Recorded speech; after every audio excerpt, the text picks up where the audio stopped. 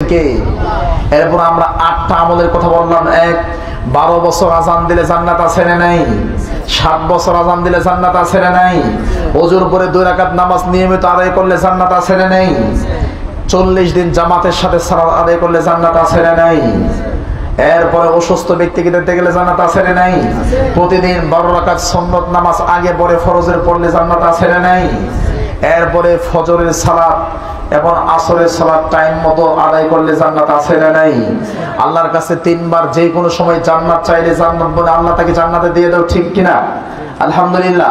আমার ভাইয়েরা, এরকম মোটামুটি প্রায় 30টা আমল রয়েছে আমার কাছে নোট করা, যেখানে আল্লাহ বলছে যে এটা করলে নিশ্চিত জান্নাত। কিন্তু আমরা আজকে 8টা বললাম, আল্লাহ তৌফিক দিলে মাঝে মধ্যে আবার বলবো ইনশাআল্লাহ। আজকে যে 8টা বললাম, চমৎকার একটা কথা মনে রাখেন, এই 8টা আমল করলে জান্নাতে যাবেন এই কথা কিন্তু বলা হয় নাই।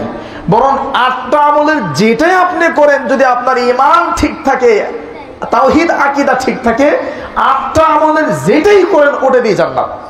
কারণ 8টা আমল করার পরে নবী জান্নাতের ঘোষণা দেয় নাই। 8টা আমলের প্রত্যেকটা আমলের শেষে বসে জান্নাত জান্নাত জান্নাত। তার মানে যেটা করবেন সেটাতেই জান্নাত। শর্ত হলো আপনার ঈমান ঠিক থাকতে হবে, আকীদা ঠিক থাকতে হবে। আল্লাহ আমাদের সবাই কবুল করুন, আল্লাহুম্মা আমিন।